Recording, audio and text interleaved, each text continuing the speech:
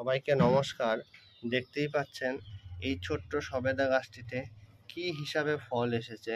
প্রচুর পরিমাণে থোকায় থোকায় ফল ধরেছে। এই ক্রিকেট বল চিকু বা ক্রিকেট বল সবেদা গাছটি বয়স প্রায় 2 থেকে 3 বছর হয়েছে।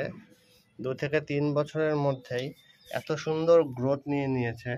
নতুন করে কিছুদিন আগেই রিপোর্টিং করে দিয়েছিলাম।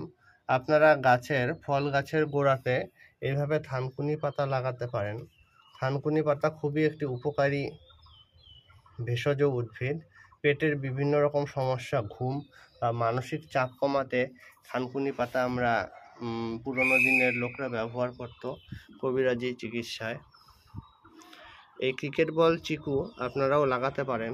খুবই সুন্দর গাছটি দেখবেন যাতে ঝোপালো হয়, একদম সোজা খাড়া গাছ কিনবেন না। গাছটি লম্বা হতে থাকবে এবং ফল কম হবে। এই গাছটি আমি অনলাইনে কিনেছিলাম 2 বছর আগে 170 টাকা দিয়ে। গাছটি খুবই সুন্দর রেজাল্ট দিয়েছে। দেখুন প্রত্যেকটি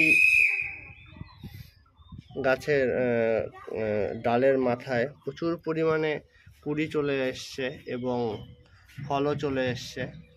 গাছটি গ্রাফটেড গাছ। গ্রাফটিংয়ের জায়গাটা এই জায়গাটাতে গ্রাফটিং করা আছে।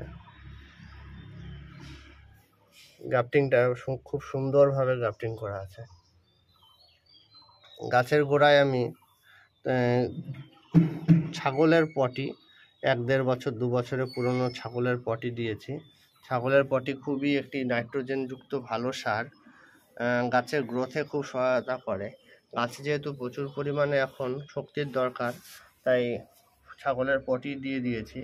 তাছাড়া আমার নিজের তৈরি সার আছেই, সেই সারও আমি ব্যবহার করি এবং মাটি তৈরিতেও সেই সার ব্যবহার করি। আপনারাও এভাবে গাছপালা করুন খুবই ছোট্ট পরিসরে, এবং ভালো মাটি এবং ভালো যদি আপনারা যত্ন নেন তাহলে দেখবেন খুব ছোট গাছ থেকেই আপনারা এরকম সুন্দর রেজাল্ট পেতে পারেন। ক্রিকেট বল চিকু।